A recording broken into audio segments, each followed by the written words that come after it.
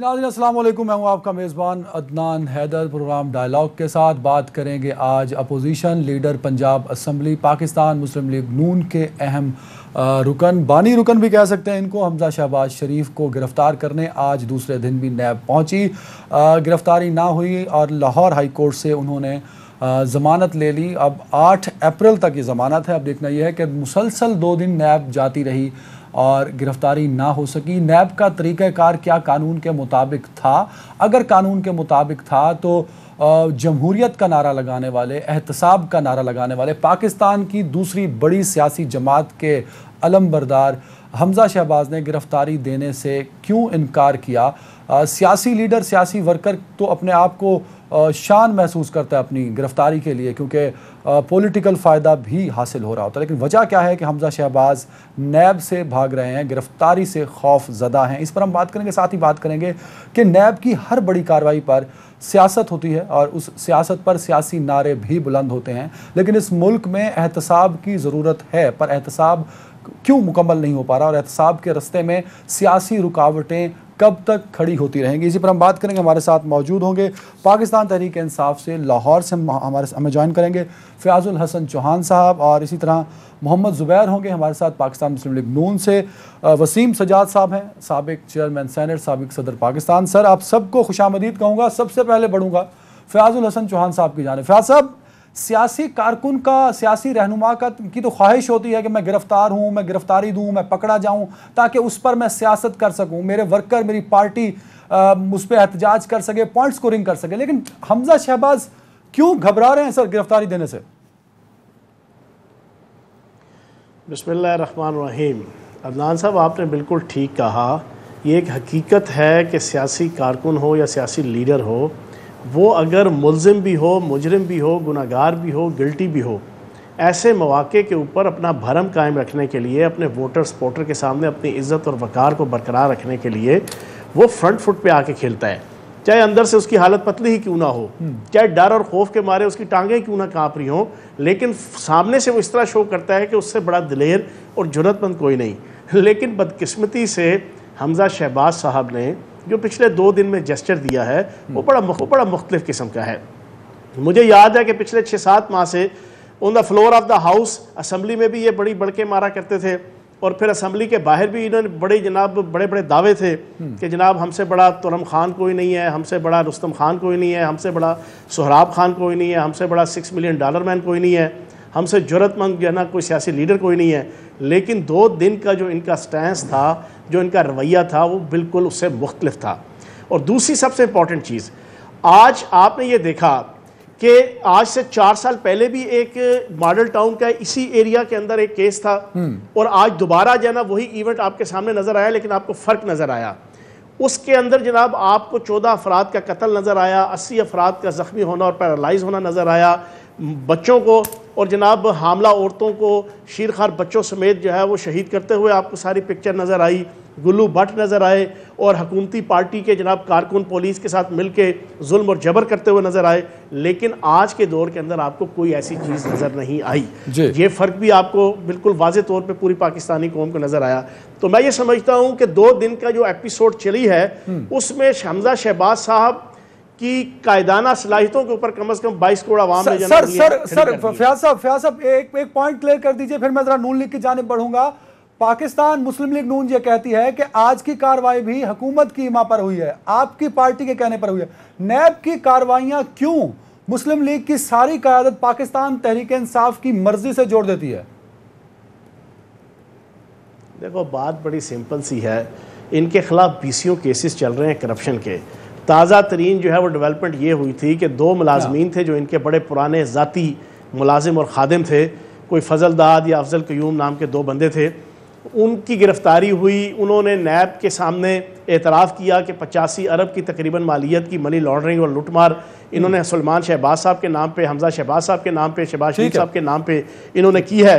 वो जो सॉलिड सबूत मिले थे नैब के हकाम को, उसकी कंटेस्ट में जो है वो उसको गिरफ़्तार करना चाहते थे, लेकिन आगे से जो है वो हमजा शहबाज साहब 2 दिन जो है वो अपने घर की बेसमेंट के नीचे छुपे रहे, और जब वो लाहौर हाई कोर्ट का फैसला आया तब भी जो है वो गेट से बाहर आने की जरूरत नहीं की, ऊपर खड़े खड़े छत से जो है उन्होंने कारकुनान से जो है वो खिताब फरमाया। बिल्कुल सही। जुबैर साहब मैं आपकी जानिब बढ़ूंगा, खुशामदीद कहूंगा आपको अपने प्रोग्राम में। पाकिस्तान मुस्लिम लीग नून के रहनुमा अपोजिशन पंजाब असम्बली हमजा शहबाज ने गिरफ्तारी नहीं दी और जमानत की तरफ गए, इसके पीछे सर क्या वजह क्या थी? क्योंकि सवाल मेरा यह है कि सियासी लीडर तो हमेशा नहीं डरता गिरफ्तारी से, वो तो फ्रंट फुट पे आके खेलता है, अपने आप को क्लियर करता है। अगर नैब आई थी और नैब ने कहा कि हमारे पास ये सबूत हैं जिन बुनियादों पर हम ये कह रहे हैं कि आपने मनी लॉन्ड्रिंग की, आपने महबूब अली के जरिए रकम ट्रांसफर कराई, अपने मंजूर के जरिए रकम ट्रांसफर कराई, तो इसका जवाब देने में डर क्यों महसूस हो रहा था हमजा शहबाज को? क्या आप सवाल पूछ रहे हैं कि मतलब ऐसी कोई चीज हुई नहीं कि नैब ने कहा कि हमारे पास सबूत मौजूद हैं और हमारे पास ये हैं? ऐसे कभी कानून चलता है? नैब का काम ये है कि वो अगर आए भी थे अरेस्ट करने के लिए तो उस वक्त वो शवाहिद पेश नहीं करते हैं, ना उनको पेश करने की जरूरत होती है। उनके पास वारंट ऑफ अरेस्ट होने चाहिए और वो केस जब चलेगा और केस क्या होगा क्या सर वारंट थे उनके पास? जुबैर साहब वारंट थे?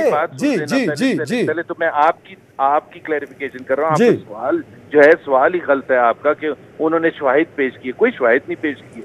शवाहिद उनको लाने सर शवाहिद तो तब देते ना जब हमजा शहबाज उनके पास जाते। अगर आपने मेरे जवाब सुनने तो सुन लें, अगर सर नहीं सुनना तो मैं सर दे दीजिए। मैं मेरी मर्जी है ना, मैं जो फिर आप मेरे से इतराज कर लीजिएगा, पहले मुझे कंप्लीट कर जी। तो शवाहिद लेके आने की जरूरत नहीं होती। ये आपने पता नहीं एक नया जो स्टेटमेंट किया कि शवाहिद, क्योंकि लोग मिस इन्फॉर्म होते हैं ना कि एज इफ के शवाहिद लेके आते, शवाहिद उनको लेके आने की जरूरत ही नहीं होती, वारंट ऑफ अरेस्ट लेके आने की जरूरत होती है। वारंट ऑफ अरेस्ट का जो था, हमारे जो लॉयर्स थे उन्होंने ये कहा था, जो लाहौर हाई कोर्ट ने फाइनली, अब तो पता नहीं हम ये डिबेट क्यों कर रहे हैं, क्योंकि लाहौर हाई कोर्ट ने जब एक फैसला दे दिया और उस फैसले में पाकिस्तान मुस्लिम लीग नवाज या हमजा शहबाज की पोजीशन को रिकन्फर्म किया कि वो अरेस्ट नहीं कर सकते हैं, तो अभी आप वापस जाके वो कि जी वो बकरी बन गए और वो फ्रंट फुट पर आना था। क्या मतलब फ्रंट फुट पर आना था?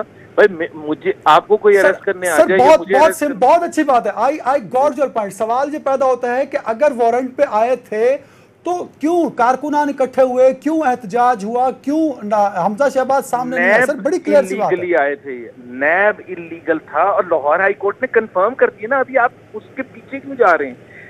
जो हमारी पोजीशन थी, क्या लाहौर हाई कोर्ट ने उसको कंफर्म किया या नहीं किया कि लाहौर हाई कोर्ट का एक स्पेसिफिक ऑर्डर था हमजा शहबाज के लिए कि जी उनको अरेस्ट नैब नहीं कर सकता जब तक उसको प्रायर इंफॉर्मेशन नहीं देगा लाहौर हाई कोर्ट को। नहीं जुबैर साहब, आपने जमानत इस बात पे नहीं ली। आपके वकला ने आज लाहौर हाई कोर्ट से जमानत इस बात पर ली कि वो एक सियासी रहनुमा है, अमन अमान की सूरत हाल खराब होगी तो उसको कंट्रोल करने के लिए इस गिरफ्तारी को रोक दिया जाए, ये स्टैंड था आपका?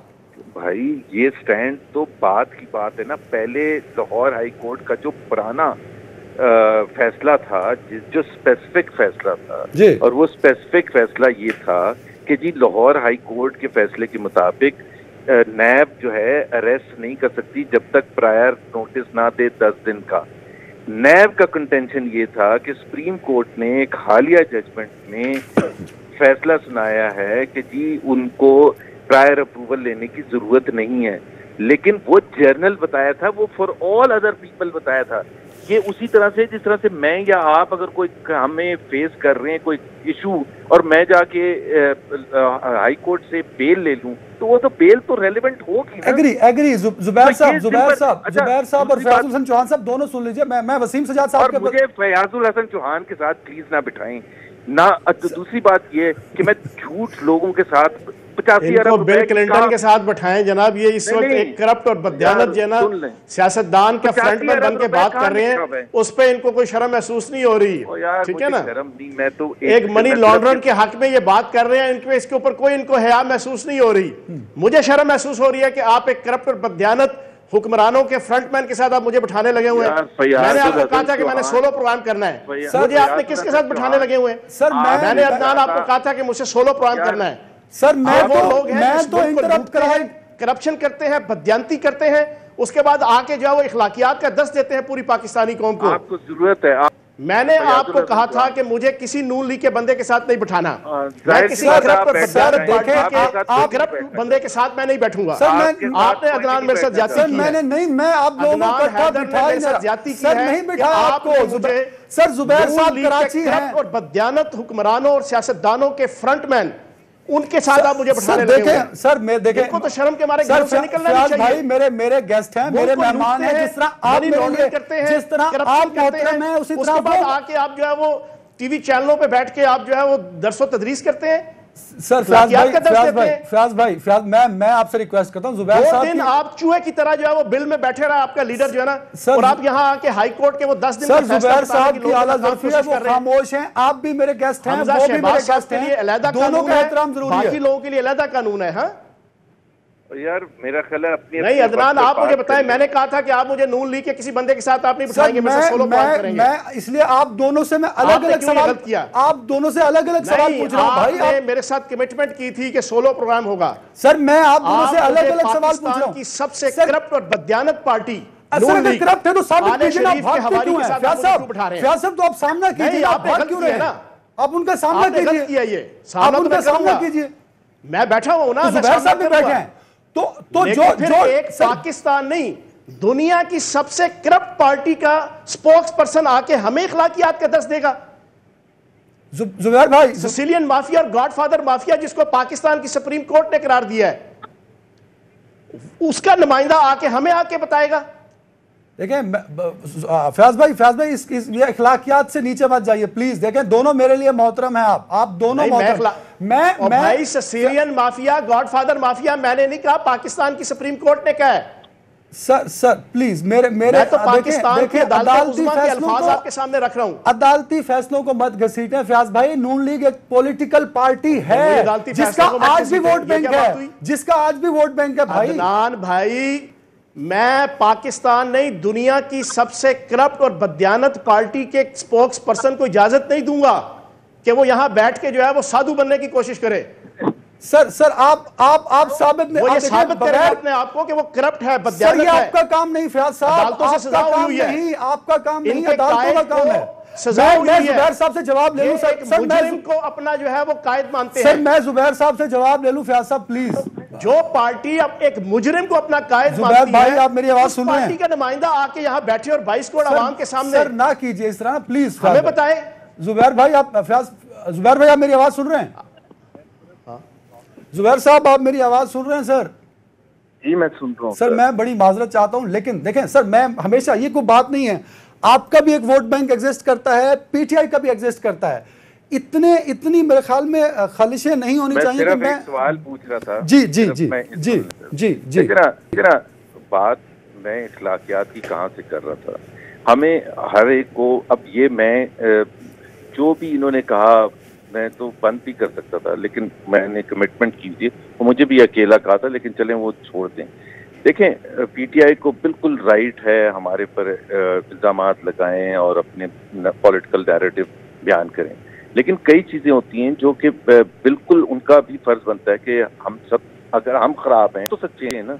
85 बिलियन की फिगर कहाँ देखी है इन्होंने? ये फयाज साहब देखें, अब मेरी बात फयाज भाई सुन लें। जुबैर साहब ने बड़ी अच्छी बात की, इतनी गुफ्तगू के बाद उन्होंने क्विट नहीं किया। आप दोनों मेरे मुअज़्ज़िज़ मेहमान हैं। आज मेरी गुजारिश है आप दोनों से, अपनी लड़ाइयां, अपने गुस्से, अपनी रंजिशें सुने आज कंटिन्यू करते हैं सर। आज मेरा कसूर है, कसूर आपका है। जी सर, आज आपने कमिटमेंट की थी मेरे साथ भी सोलो की, आपने मैं आपसे जुबैर साहब से भी सवाल पूछ रहा हूँ, आपसे अलग सवाल पूछ रहा हूँ सर, आपसे अलग दोनों को नहीं चाहिए मुझे रेटिंग भाई। मैं कह रहा हूँ कि अलग सवाल पूछ रहा हूँ फयाज साहब, अलग सवाल पूछ रहा हूँ सर, अलग सवाल पूछ रहा हूँ आपसे। जनसाफत आप अलग सवाल पूछ रहे हो। सुन लो ना अभी मेरी बात सुन लो जी। नहीं, आप पहले मेरी बात सुन लो। हाँ, कसूर आपका है, ना मेरा है ना जुबैर साहब का है, ठीक है जी, इसको आप एक्सेप्ट करो। नहीं, मेरा कोई कसूर नहीं। मैं सहाफी हूं, मेरा काम है सवाल पुट करना, उस पे गुस्से की क्या जरूरत है सर? आपने जुबैर साहब से मैं सवाल नहीं पूछ सकता? क्या मैं सवाल नहीं पूछ सकता? नहीं यार ये ना करो। या जुबैर साहब की मौजूदगी में आप जवाब नहीं दे सकते? फयाज साहब आखिर बता दीजिएगा ना। और नहीं, मैं जवाब देने की बात नहीं है, हमारा एक अपना जेस्चर है, हम नहीं चाहते कि हम एक दूसरे के साथ उलझें। हम इस पॉइंट ऑफ व्यू से जाओ, एक सोलो प्रोग्राम के हवाले से हमारा था, ये नहीं है कि हम बैठना नहीं चाहते सर, लेकिन आपने रूल्स को वायलेट किया है। बैठ जाइए एक साथ, दोनों पॉलिटिकल वर्कर है। नाज़रीन वक्त ब्रेक का, बढ़ते हैं ब्रेक की जानिब।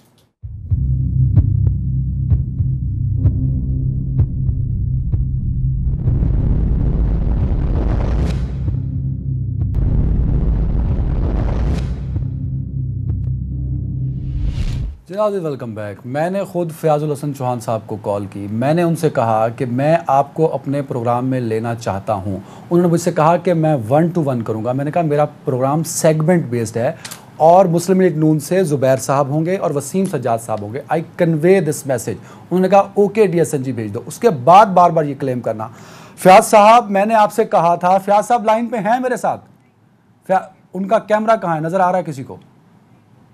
उन्होंने कैमरा भी हटवा दिया, कैमरा बंद करवा दिया। अगर एक सहाफ़ी सवाल नहीं पूछ सकता फयाजुल हसन चौहान साहब तो वो क्या करे?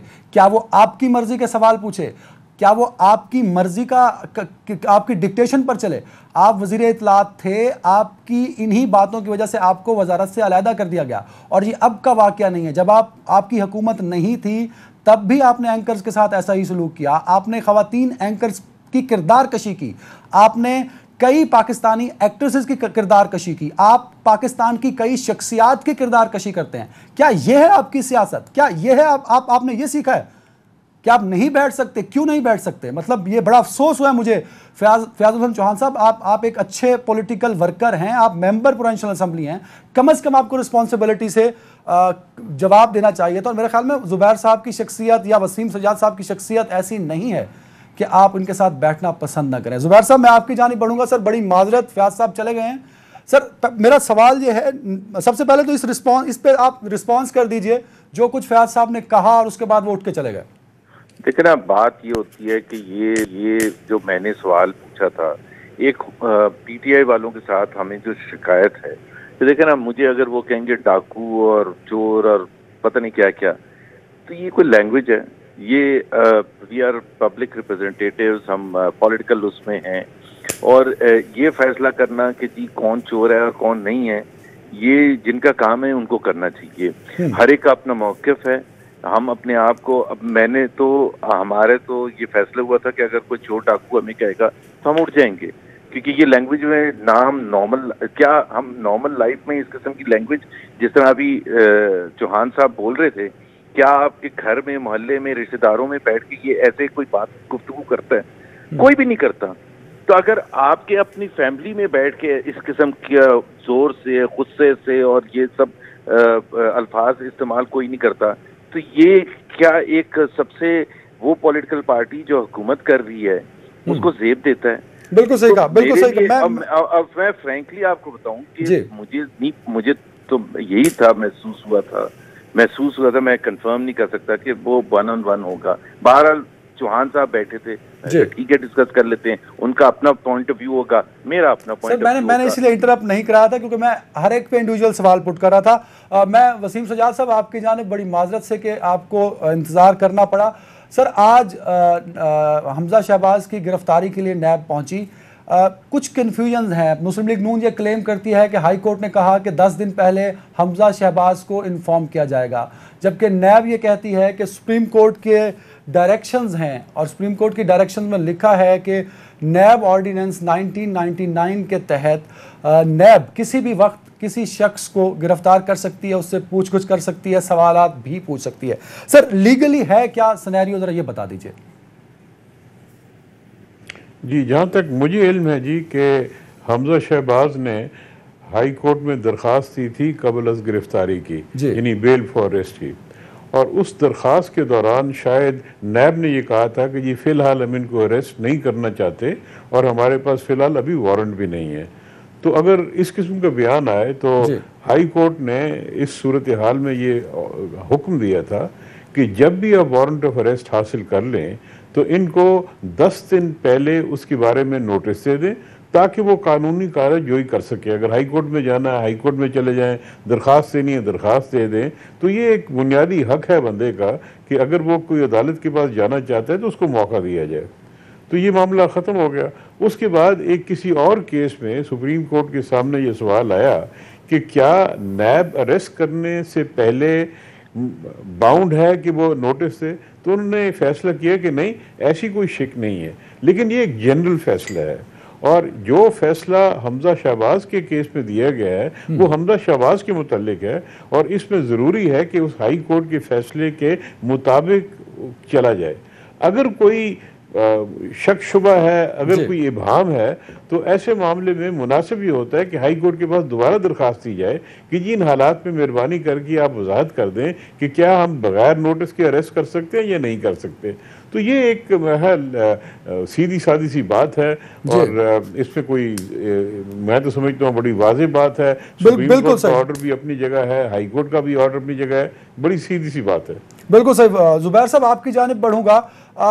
आपकी क़यादत की जानिब से नैब की हर कार्रवाई को जोड़ दिया जाता है कि ये हुकूमती ईमा पर हो रहा है, पाकिस्तान तहरीक इंसाफ खास तौर पर करा रही है। क्यों पॉलिटिकली टारगेट किया जाता है आपकी पार्टी की जानिब से नैब को? ये एक तो नैब के हवाले से मेरा ख्याल है इवन जो पार्टी हुकूमत में है वो भी उनको भी मुतमईन नहीं है वो उनकी परफॉर्मेंस से। वो भी समझते हैं कि ये नैब की जो परफॉर्मेंस है ये बहुत इम्प्रूव होने की जरूरत है। मैं कानून की बात नहीं कर रहा, नैब की परफॉर्मेंस की बात कर रहा हूँ, नैब के महकमे की। आपको याद होगा आज से 4 महीने पहले या 3 महीने पहले एक नैब के टीजी जो थे वो हर टेलीविजन पर जाके इंटरव्यू दे रहे थे शहबाज शरीफ के खिलाफ। मतलब कभी दुनिया में ऐसा कभी होता है? और वो कह रहे थे ओपन एंड शट केस है और पता नहीं क्या क्या है, और वो फिर गायब हो गए उसके बाद। तो नैब को खुद, और आज भी अगर आप नैब के जो भी चीफ आए हुए थे वहाँ, उनका आप बयान देखें, वो पॉलिटिकल स्टेटमेंट दे रहे हैं। उनका कोई काम है कि सर सैयद अहमद खान का ख्वाब क्या था और वो हमजा शहबाज ने और नून लीग ने पूरा नहीं होने दिया, या कायदे आजम किस किस्म का तस्वर पाकिस्तान में कर रहे थे, या अल्लामा इकबाल का जो ख्वाब था। अगर नैब का जो चीफ वहां आया था अरेस्ट करने के लिए, डिप्टी डायरेक्टर आया था, डिप्टी डायरेक्टर, तो वो आप कह रहे हैं ये पॉलिटिकल नहीं है, तो और क्या? मतलब भाई सर सैयद अहमद खान ने क्या ख्वाब देखा था पाकिस्तान के बनाने का, ये डिप्टी डायरेक्टर साहब नैब के डिटरमिन करेंगे कि वो ख्वाब कौन पूरा होने दे रहा है और कौन नहीं होने दे रहा। आपका ताल्लुक ही नहीं है इस चीज से, इस किस्म के पॉलिटिकल स्टेटमेंट्स देने से। नैब अगर किसी को गिरफ्तार करने आएगा या सवाल पूछने आएगा तो कोई ऑफिसर ही आएगा ना सर, नैब से ही आएगा। नहीं, मुझे वो उससे कोई नहीं है कि कौन क्यों आए थे वो। मुझे तो सिर्फ ये, मैं तो सिर्फ आपने कहा ना पॉलिटिकल स्टेटमेंट तो नैब खुद दे रहा है कि जी हम जिस किस्म का पाकिस्तान चाहते थे इन्होंने लूट लिए, इन्होंने खा लिया। That's not the function of the नैब डिप्टी डायरेक्टर के वो वहाँ उधर खड़े होके 96H के बाहर बयानात थे। उसका काम ये है कि जी कानून के हिसाब से, कानून उसके मुताबिक, कानून के हिसाब से वो उसने अरेस्ट करना है नहीं करना, उसके बाद जो उनकी प्रोसीडिंग्स होनी है। आखिरी सवाल 30 सेकंड में जवाब चाहूंगा इसका। नैब के ऊपर आपको भी तहफुजात हैं, आपकी अपोजिशन की इत्तेहादी जमात पाकिस्तान पीपल्स पार्टी को भी तहफुजात हैं। क्या इन तहफुजात का इजहार अगले असम्बली के सेशंस में कहीं को प्लान आउट हो रहा है कि इस पे एहतजाज किया जाए या अपने तहफुजात का इजहार किया जाए? देखें, पहली बात तो ये है कि हमारी अपनी गलती है पाकिस्तान मुस्लिम लीग नवाज की। जब हमारा वक्त था 5 साल हुकूमत थी तो हमें नैब का ऑर्डिनेंस को बदलने की पूरी कोशिश करनी चाहिए थी। हमने नहीं बदला, ये हमारी गलती है और हमें मानना चाहिए, और उसकी वजह से आज हम भुगत रहे हैं उसको। उसके साथ साथ एक लॉ जो है वो है ही खराब, उसके बाद उसका अमल दरामद उस पर और ज्यादा खराब है। तो जाहिर सी बात है हम शोर तो मचाएंगे, और जो भी हमारे पास कानूनी तरीक़ेकार होगा पार्लियामेंट में या पार्लियामेंट के बाद, हम बिल्कुल हर फोरम को इस्तेमाल करेंगे। बिल्कुल सही, बहुत शुक्रिया मोहम्मद जुबैर साहब, आपने वक्त ब्रेक का बढ़ते ब्रेक की जानिब।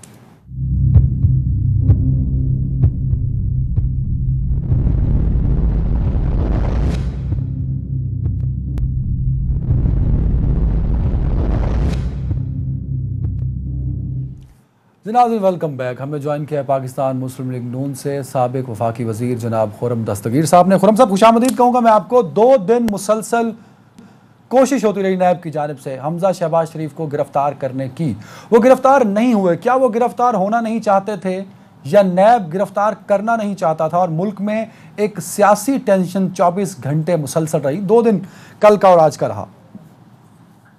बिस्मिल्लाहिर्रहमानिर्रहीम, मैं शुक्रगुजार हूँ आपने मुझे मदऊ किया जी। लेकिन हमजा शहबाज जो पंजाब असेंबली में ऑपोजिशन के लीडर भी हैं, उन्होंने, उनकी मर्जी या नामर्जी का सवाल नहीं था।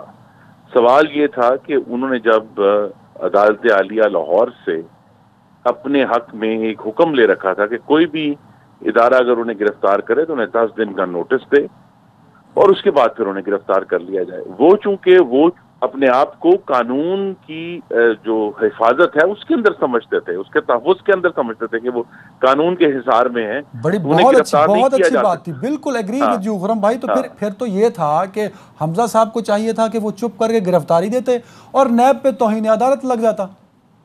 नहीं, जब बात यह है कि जब आप हिसार में हैं तो फिर कोई और इदारा जो है वो अदालत आलिया के अहकामात तोड़कर दोबारा अदालत में जाना, ये तो दुरुस्त बात नहीं है। इसलिए उन्होंने अपने कानूनी हकूक जो हैं उनको इस्तेमाल किया है और अदालत ने रिलीफ दिया है, और वो रिलीफ बड़ा आर्जी किस्म का है। परसों फिर हेयरिंग होगी, वहाँ हमजा शहबाज के जो वकला हैं वो भी जाएंगे, नैब भी पेश होगी और हाई कोर्ट जो फैसला करेगा उसके मुताबिक अमल होगा। अगर हाई कोर्ट जो कानूनी तहफ़्फ़ुज़ हासिल है उसे विथड्रॉ कर लेता है तो हमजा शहबाज फौरन अपनी गिरफ्तारी दे देंगे। बिल्कुल सही। मैं वसीम शुजा साहब आपकी जानिब बढ़ूंगा। नैब की हर कार्रवाई पे पॉलिटिकल पॉइंट स्कोरिंग होती है। एक एहतसाब का इदारा जो इस मुल्क में एहतसाब के लिए बनाया गया, जो इसलिए बनाया गया कि करप्शन खत्म हो, जो इसलिए बनाया गया कि लूटी हुई दौलत वापस आए, जो इसलिए बनाया गया कि करप्ट पॉलिटिकल और कोई भी पाकिस्तानी शहरी अगर करप्ट है उनका खात्मा हो सके। लेकिन गुज़श्ता एक साल से नैब की कार्रवाइयों पे बहुत सारे लोगों को तहफ़्फ़ुज़ात हैं और उन पर सवाल भी उठता है कि ये कार्रवाई क्यों की। अगर एक का रिमांड लिया जाता है तो 90 दिन बाद बिना किसी सबूत के उसको फिर छोड़ दिया जाता है। अगर रेफरेंस दायर किया जाता है और बार बार जरदारी साहब को उस रेफरेंस से पहले फॉर एग्जाम्पल जमानत लेनी पड़ती है, लेकिन जब रेफरेंस दायर होता है तो उसमें उस शख्स का नाम ही नहीं होता जो मुसलसल 6 महीने से जमानत पे था। जी वसीम, बात यह है जी कि एक सियासी माहौल में इस किस्म की चीज़ मुतवक्के होती है, एक्सपेक्टेड होती है कि जब भी कोई कार्रवाई होगी तो जो सियासी पार्टीज़ हैं जिनका कोई सियासी मौक़िफ़ है वो उसकी मुखालिफत करेंगे ताकि वो पब्लिक में अपना मौक़िफ़ सामने ला सकें। तो ये तो एक सियासी बात चलती रहती है। बिलाखिर इस मामले ने अदालत में जाना होता है और अदालत में अपना मौक़िफ़ बयान करना होता है, चाहे वो ज़मानत के सिलसिले में हो या मुकदमे के मेरिट्स के सिलसिले में हो। तो यहाँ पे जो बात अहम है वो ये है कि वाकई नैब के कानून में कुछ तस्हीह, कुछ बेहतरी की गुंजाइश मौजूद है और उसमें मेरा ख्याल में पॉलिटिकल पार्टीज़ को मिल बैठ के फैसला करना चाहिए कि एक तरफ नैब का कानून मुयस्सर हो ताकि जिन बातों का आपने जिक्र किया कि कोई अगर मनी लॉन्ड्रिंग कर रहा है या कोई पैसे किसी ने चोरी किए हुए हैं तो वो वापस लिया जा सके, दूसरी तरफ फेयर हो, यानी हम एक सिविलाइज मुआशरा हैं और उसमें मुल्ज़िम के भी हक होते हैं। और हमारे आइन में तो ख़ास तौर पे एक आर्टिकल है 10A जिसके मुताबिक मुल्ज़िम को बहुत से हुकूक दिए गए हैं। अब हाल ही में इस्लामिक एडवाइजरी काउंसिल ने कहा है कि जी हथकड़ी लगाना बग़ैर जुर्म के साबित होना ये इस्लामी रवायात के भी ख़िलाफ़ है, इक़्तिदार के ख़िलाफ़ है। तो मेरे ख्याल में ये जो सियासी पार्टीज़ हैं इनको बैठ के सारा जो कानून है नैब का उसको देखना चाहिए, जहाँ पे कोई खामियां हैं उसको ठीक करना चाहिए ताकि वो एक फेयर कानून बन जाए लेकिन इफेक्टिव भी हो ताकि वो जो मकसद है वो पूरा किया जा सके। बिल्कुल सही। खुर्रम दस्तगीर साहब, आज जिस मकसद के लिए नैब गिरफ्तार करना चाहती थी वो मनी लॉन्ड्रिंग है जिसमें 85 अरब रुपए का इंकशाफ हुआ है। वो डॉक्यूमेंट्स भी मौजूद हैं बकौल नैब के। और जो 2 दिनों में गिरफ्तारियां हुई हैं महबूब अली की, मंजूर साहब की, फजल साहब की और कयूम साहब की, ये वो लोग हैं जो हमजा शहबाज साहब के लिए काम भी करते रहे हैं। क्या आपको लगता है कि अब मुश्किल होगा मनी लॉन्ड्रिंग के इल्ज़ाम को क्लियर करना? तमाम डॉक्यूमेंट्री प्रूफ भी नैब बकौल नैब के उनके पास हैं और लोग भी गिरफ्तार हैं जिनके नामों पर अकाउंट थे और वो लोग, उन लोगों का ताल्लुक, उन लोगों की नौकरियां हमजा शहबाज शरीफ और शरीफ फैमिली के साथ हैं। डॉक्यूमेंट्री प्रूफ के दावे तो शहबाज शरीफ के केस में भी किए गए थे। उन्हें 133 दिन हिरासत में रखा गया और बिल आखिर अदालत आलिया को, हाई कोर्ट लाहौर को कहना पड़ा कि ये बदनीयती पर मबनी था। इसी तरह के दावे जब साफ पानी स्कीम में इंजीनियर कमरुल इस्लाम को इंतखाबात के दौरान गिरफ्तार किया गया उसके बारे में भी किए गए थे। 8 महीने बाद उसमें भी जब हाई कोर्ट ने बेल दी तो उन्होंने ये कहा कि ये बदनीयती पर मबनी था। जो नैब के 2 केसेस मोहम्मद नवाज शरीफ के खिलाफ हुए उसमें भी नैब की कोई एविडेंस जो है उसको कोर्ट ने क्रीडेंस नहीं दी। तो अभी तक तो नैब का रिकॉर्ड जो है वो सिफर जा रहा है लोगों की एक्चुअल जो कन्विक्शन के बारे में। तो इससे पहले कि वो बहुत बड़े बड़े दावे करें और बड़े बड़े नंबर्स जो हैं अवाम के सामने फेंक दें, उनको ये भी खुरम भाई मेरी गुजारिश सुन ले, मेरी गुजारिश सुन ले। गुजारिश ये है कि किसी को गिरफ्तार करने के 3 मंतक हैं कानून में। पहली मंतक तो ये है कि वो किसी तरह ताउन ना कर रहा हो, और हमजा शहबाज के केस में वो गलत है क्योंकि वो मुकम्मल ताउन कर रहे थे। दूसरी मंतक ये है कि वो इस पोजीशन में हो कि वो रिकॉर्ड को टेम्पर कर सके। हमजा शहबाज के केस में अब उनकी वो पोजीशन में नहीं है। तीसरी ये होती है कि एक शख्स के ऊपर जो है चोरी साबित होगी, उसको रिकवरी करनी हो। एक ऐसा शख्स जो कहीं भाग नहीं रहा, जिसने अपने अमल से ये साबित किया है कि वो बैरून मुल्क गए थे और 14 दिनों में वापस आए। भाई मुझे ब्रेक पे जाना है। मैं आपके सवाल का इस पॉइंट का जवाब वसीम सजाद लीगली लूंगा। नाज़रीन वक्त ब्रेक का बढ़ते ब्रेक की जानिब।